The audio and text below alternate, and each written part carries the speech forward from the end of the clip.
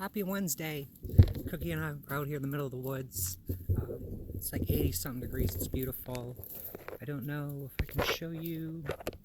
It's not going to let me. No, we're out by the gnomes. There's gnomes all over the place. There's only 2 here. There used to be 3. So we got Speak No Evil, See No Evil. Hear No Evil's gone. I don't know where he went. We got out here on my Mongoose Teocalli Pro, even though I'm not a pro yet. So, the reason I want to make this video, I was gonna do one about this last week, but I didn't. I had to go to Tampa today to the federal courthouse. Never been there before. When I got there, it reminded me of remember the first Matrix where they went in that federal building and they went to go and get Morpheus out. It was really cold and just not inviting. I mean, not like it's supposed to be, but I didn't like it at all. But going in, you're not allowed to bring, you can't bring in a cell phone. You can't bring in, you can't even have a smartwatch. What are they hiding? They don't, there's secret courts. The other thing, they want to ID you. It's mandatory. So there goes your 4th and 5th Amendment. But that's just the state of affairs. I know my videos kind of get started on this whole, you know, fighting for our freedoms and all that good stuff. But once again today I witnessed that they're going away once again. I did make up a little bit of list of things I want to talk about. Obviously the court things I've been going through, and everyone's dug through my stuff, and they haven't looked at any of the good stuff, but maybe they will, maybe they won't. These courts, once again, you can't record. They do have something to hide, or else the general public would be allowed to record in there. You have 3 jurisdictions. You have a court of law, a court of general jurisdiction, and then a court of equity. I can tell you these courts are none of the above. They're just there to get your money. There's no remedy. There's no justice. When I went the other day for my little driving thing, I think I sat there for probably a good hour and a half. Nobody got convicted of anything. Every person that got called up was state's offer, adjudication withheld, pay court costs for like $275, plus they tack on all these little fees.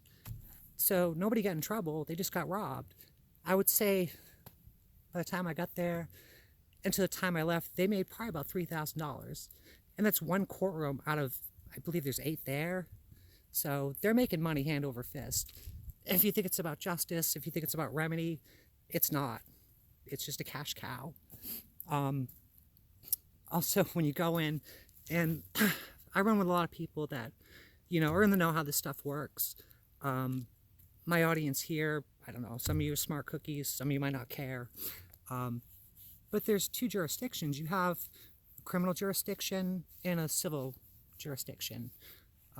Civil, obviously, is going to involve, you know, some sort of a dispute over a contract or what have you. Criminal, you're going to have a victim. Someone is going to have to suffer loss or injury. No other way around it. You know, no victim, there's no crime. But these courts, they're going to say, if you violate some statute or some made-up code, they're going to tell you that the state's the victim. The state's a fiction. I mean, you have the right to face your accuser. Where is the state? The state is the prosecutor, the judge, and the cop. They all get paid off the same account number. It's total conflict of interest. But a lot of people don't see that. A lot of people don't look at it the way it should be looked at. It's a trifecta that's set up against you. And a lot of people, they don't fight it. When I went originally over those 3 BS tickets, I was sitting there in the waiting area and the place was mobbed. And it was like 4 in the afternoon, and they probably so-called serve, say a couple hundred people a day. And the lady came up and she was like, is anyone just here to pay? I believe she said. I said, no, I got paperwork to file. I have my stack of papers. And she looks at me and she's like, wow, you're the 2nd person today that's had something to file. So out of the hundreds of people that gets processed through that place, this is at the county courthouse, I was the second person of the day to actually exercise my right to my so-called due process, which there is none, because further down the line they won't allow that to you. So yeah, getting back to the jurisdictions, there's criminal, there's civil, and the ones that they're operating under is statutory jurisdiction, and it's a total fraud, absolute fraud. And there's no contract, and there's no victim. Another thing, these codes, these statutes, we have our freedoms and this whole machine that keeps running and turning away, and we have our three branches that run it and regulate it. Our legislature, they make the laws. They don't make ordinances. County ordinances are made by, I believe, your county, your county officials. And there's probably a panel of citizens or whatnot on there. But basically, the legislature, they can't sublet their power and hand it on down to, county commissioners or a board of people to make these laws. They don't apply. They're null and void. Not a lot of people challenge that, but through all my research, that's what I think about that. A lot of others do as well. So, yeah, just kind of looking over my list here. But I also found out down here that every civil trial is basically, I thought someone's coming out of the trail, is tried under a criminal jurisdiction. So you have jurisdictions that are overlapping.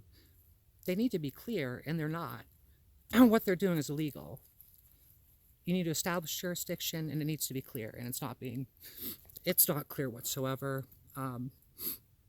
And what's happening, like in my cases, it was apparently a civil infraction, but it's tried criminally, but I don't get a jury trial because it's not criminal and it's not civil. It's quasi-criminal. You can ask the judge, and he'll throw you out every time. Where do I find the rules for a quasi-criminal case? Where are the rules of criminal or quasi-criminal procedure? They don't exist. It's made up. It's all made up. Another thing you gotta look at, I know people aren't gonna like this. Tasha hates the police. Tasha hates this. Tasha hates that. These cops, they're practicing law on the side of the road. They're not heroes. They're policy enforcers. They're practicing law without a license. Every time you get a ticket, it's a citation. It's a notice to appear. That's a summons. Cops don't write their own warrants. How can they write a summons? A summons a judge writes, or the clerk of court signs off on after they have probable cause. So if you really want to break down any citation, any speeding ticket, what have you, they're all false. They're all fraudulent. So that's that. But yeah, anyway, I'm going to try to keep this short. Everything I've been going through, I'm just looking at the manpower wasted and how much people paid to bother me. It's really crazy. I had the 5 cops at my house for like 4 hours. I don't know what those guys get paid an hour, but that was 20 hours of manpower there. Then they showed up in court, and then you get the prosecutor. I've written probably, I would say, close to 100, 150 pages of legal briefs, legal documents, motions. All the trolls can go and look through those, if they feel like reading them. But what happens is they get ignored. If you bring up anything that has to do with the Constitution or your rights or any laws they're factual, they'll just deny them, and you'll get no judicial reasoning behind that. These courts, they're an absolute fraud. There's nothing else to it. I think that's pretty much all I want to talk about. I know I'm going to catch hell about the cop thing. That's just how I feel. We had 2 cops here. One was Joseph Mercado. And people say they want to see me on live PD because I'm in Pasco. Joseph Mercado, he was one of their golden boys on live PD. And you can look this up too if you want. First off, He tried to frame somebody. He took a bag full of like hypodermic needles and threw him over the fence of some guy that was on probation or parole and tried to frame him. He really didn't get in trouble for that. That was that was brought to the courts, and the courts, they went and they no-billed it. They didn't pursue it, so he got off on that. He tried to frame a man. He tried to frame an innocent man. So he kept his job, and then eventually what happened is he got really, I guess he got really cocky or horny or whatever. He went over to some woman's house at like 3 in the morning, masturbated in front of her, and then wiped his you-know-what on her chest and tried to wipe it on her lips. These are the people that are supposed to be protecting you and I. And they're out doing this sort of stuff. It's ridiculous. All he got for that was community service. He did lose his job, fortunately. And we had another one. That's why I love watching Live PD, because all these people they try to make out to be heroes, they all fall. They had Corporal Stephen Walker. He actually he got drunk one night and plowed his car into another car and caused all sorts of property damage. Why am I not focused? There we go. And I'm still keeping up with his trial to see what happens. But these people aren't angels. They, you know, power corrupts, and absolute power corrupts absolutely. So just take it with a grain of salt. I know some of them do some good things, and the majority of them, they don't. Another thing, public records requests. Try to do one on yourself. If you have any sort of, I know Rosie was talking about, you know, everyone's got a history. You know, a lot of people do.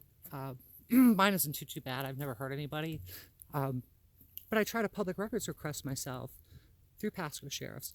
They had generated 1,600 emails on me in the last couple of years. And you can see my criminal history is, I got arrested for resisting arrest. That was it. But try to get records on yourself, and they'll try to hide them from you. They wanted like $1,700 for me to receive my own records. I was reading an article the other day that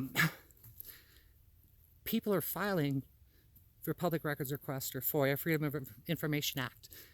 And these government agencies, instead of fulfilling them, they're going around and they're filing suit on the people that have filed them just to keep them away from them. There's no transparency. The transparency, it's gone. Yeah, so there's a lot we got to work on here. I know everyone's called me a sovereign citizen, this, that, and the other thing.